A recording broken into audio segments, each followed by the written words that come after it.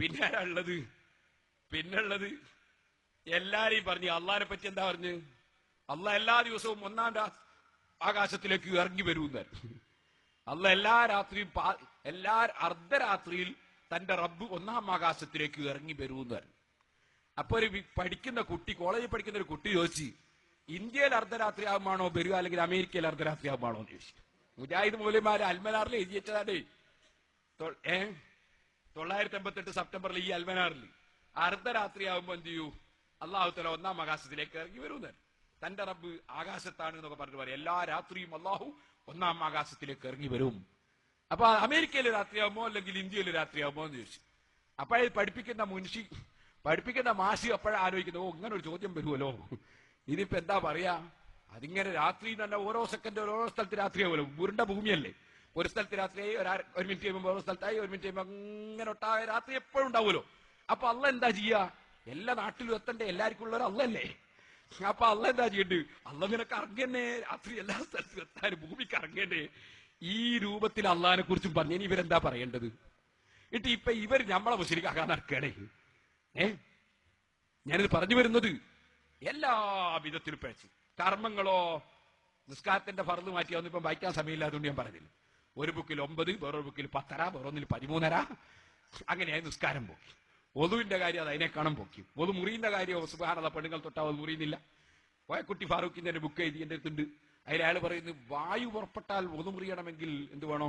ഭയങ്കര ശബ്ദം വേണോ, അല്ലെ ഭയങ്കര വാസന വേണോ? ഇതില്ലെങ്കിൽ മുറിയൂല. കാരണം അയാൾ ആലോചിച്ചപ്പോൾ ഒരു പിടുത്തം കിട്ടുന്നില്ല. കാരണം പൊതുവെടുത്തത് മുഖത്തും കൈക്കും തലക്കും കാലിനുമാണ്. അങ്ങപ്പുറത്തെങ്ങാനും ഒരു കാറ്റ് പോയി ഇവിടെ എങ്ങനെ പൊതുമുറിയാന്ന്.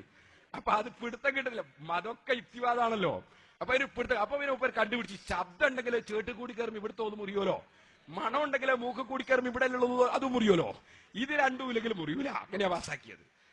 എന്താണ് സുബ്ഹാൻ. ഇതൊക്കെ എന്റെ കയ്യിലുള്ള ബുക്ക് വായിക്കാൻ നേരമില്ലാത്തതുകൊണ്ട് വായിക്കുന്നില്ല എന്നേ ഉള്ളൂ. ഈ രൂപത്തിൽ നോമ്പിന് നിങ്ങൾ ഖുറാഫികൾ പറയും പോലെ ഒന്ന് നോമ്പ് വെക്കണ്ടേ? എന്താ ഖുറാഫികൾ പറയുന്നത് കേട്ടോളി. എന്നാൽ അത്താഴം കഴിച്ചുകൊണ്ടിരിക്കുമ്പോൾ ബാങ്ക് വിളിച്ചാൽ ഖുറാഫികൾ പറയുന്നത് പോലെ വായിലുള്ളത് തുപ്പിക്കളയുകയോ ചാടി എഴുന്നേൽക്കുകയോ ചെയ്യേണ്ടതില്ല.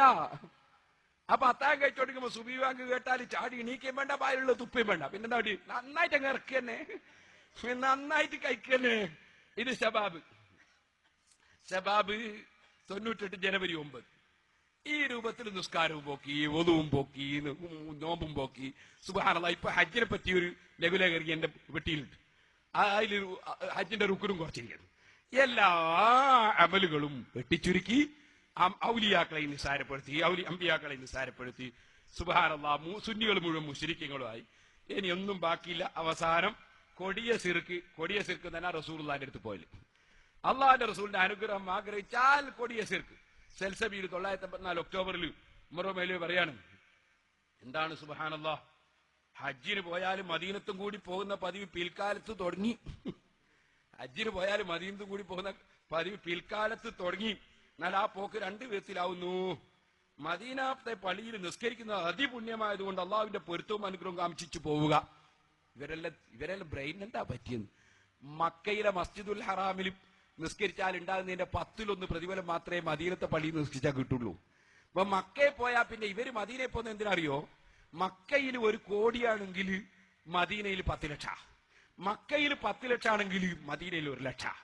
ഈ 10-1 കിട്ടാൻ വേണ്ടി മദീന പള്ളിയിലേക്ക് പോകുന്നതെന്നാ പറയുന്നത്. എന്തിന്? അതിപുണ്യമുള്ളുണ്ട്. അതിപുണ്യം എന്താ? 10-1. അപ്പൊ മക്കയിൽ പോയ ആള് മദീനത്തേക്ക് പോകുന്നത് എന്തിനാണ്? അവിടെ പോയാൽ 10-1 കൂലി കിട്ടുന്ന ഒരു പള്ളി കിട്ടൂ.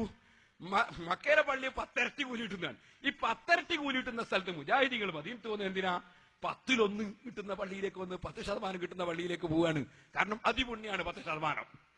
ഏടുന്ന കണക്ക് മേടിച്ച് പിന്നെ ഇവർക്ക് ആ ഖുർആൻ ഹദീസ് മനസ്സിലാകും. ഒരു കണക്കും കൂടി മനസ്സിലാത്തവർക്കാണ് ഖുർആൻ ഹദീസ് മനസ്സിലാകുന്നത്. എന്നിട്ട് ഇയാൾ പറയാം അതിനു വേണ്ടി പോലുണ്ട്. അതാ പറയുന്നത്, നിസ്കരിക്കുന്നത് അതിപുണ്യമായത് കൊണ്ട് അള്ളാഹുവിന്റെ പൊരുത്തവും അനുഗ്രഹവും കാംക്ഷിച്ചു പോവുക. ഇത് മുവഹിദുകളുടെ നിലപാടാകുന്നു. മുവഹിദ് വെച്ചാൽ മുജാഹിദീങ്ങൾ. രണ്ടാമത്തേത് നബിയുടെ അനുഗ്രഹം കാംക്ഷിച്ചു പോവുക. ഇത് ശിർക്കിന്റെ ദുസ്വഭാവമാകുന്നു. നബിയുടെ അനുഗ്രഹം ആഗ്രഹിച്ച ശിർക്കായി. സുബ്ഹാനല്ലാഹ്. അതിനെ സംബന്ധിച്ച് അയാൾ പറയുന്നു, ഏത് ജാതി ശിർക്കാന്നറിയോ? ഈ ശിർക്ക് മാന്യ വായനക്കാരെ പ്രവാചകന്റെ അനുഗ്രഹം കാംക്ഷിക്കുക എന്ന് പറഞ്ഞല്ലോ, അതാണ് ശിർക്ക്. കഠിനമായ ശിർക്ക്, ബിംബാരാധനേക്കാളും കടുത്ത ശിർക്ക്. റസൂലുള്ളാഹിന്റെ അനുഗ്രഹം കാംക്ഷിച്ചാൽ ബിംബാരാധനയെക്കാളും കടുത്ത ശിർക്ക്. അള്ളാഹ് പറയുന്നു വമാ അർസൽനാക ഇല്ലാ റഹ്മത്തൽ ലിൽ ആലമീൻ. ആലമീൻ എന്ന് പറഞ്ഞ റസൂലുള്ളാഹിന്റെ കാലത്ത് മാത്രം ജീവിച്ചിരിക്കുന്നവർക്ക് ആലമീൻ എന്ന് പറയാ. അൽഹംദുലില്ലാഹി റബ്ബിൽ ആലമീൻ എന്ന് പറഞ്ഞാൽ നബിയുടെ കാലത്ത് ജീവിച്ചിരിക്കുന്നവരുടെ റബ്ബ് എന്നാ, നബിയുടെ കാലത്ത് ജീവിച്ചിരിക്കുന്നവരുടെ റബ്ബ് എന്നാണോ റബ്ബിൽ ആലമീൻ എന്ന് പറഞ്ഞാൽ? മറിച്ച് ഖിയാമത്ത് നാൾ വരെയുള്ള ജനങ്ങൾക്കും മുമ്പ് കഴിഞ്ഞു പോയവർക്ക് എല്ലാവർക്കും നല്ലേ റബ്ബുൽ ആലമീൻ എന്ന് പറഞ്ഞാൽ അങ്ങനത്തെ റബ്ബ് എന്നല്ലേ. അതുപോലെ റഹ്മത്തുൽ ലിൽ ആലമീൻ എന്ന് പറഞ്ഞാലോ ഏത് കാലത്ത് ജീവിക്കുന്ന എല്ലാവർക്കും അനുഗ്രഹമാണ് മുഹമ്മദ് നബി എന്നല്ലേ. എന്നിട്ട് അല്ലാഹു വേറൊരു സ്ഥലത്ത് റഊഫുർ റഹീം അതും പറയുന്നു, റഹ്മത്ത് ചെയ്യുന്ന ആളാണ് മുഹമ്മദ് നബി. അത് ആഗ്രഹിച്ച ശിർക്കാണ് ഉമർ മൗലവി. ആ ഉമർ മൗലവി പരിശുദ്ധ ഖുർആന് ഘടകവിരുദ്ധമായി ആശയങ്ങൾ പറഞ്ഞ കാരണത്താൽ ഉമർ മൗലവിന്റെ മാല പാടണോ എന്നാണ് മുജാഹിദിന്റെ തീരുമാനം. പിന്നെയോ ഉമർ മൗലവിന്റെ മൗലൂദ് ഓതണോ? റസൂലുള്ളാഹിന്റെ മൗലൂദേ ശിർക്കുള്ളൂ. നിങ്ങളറിയോ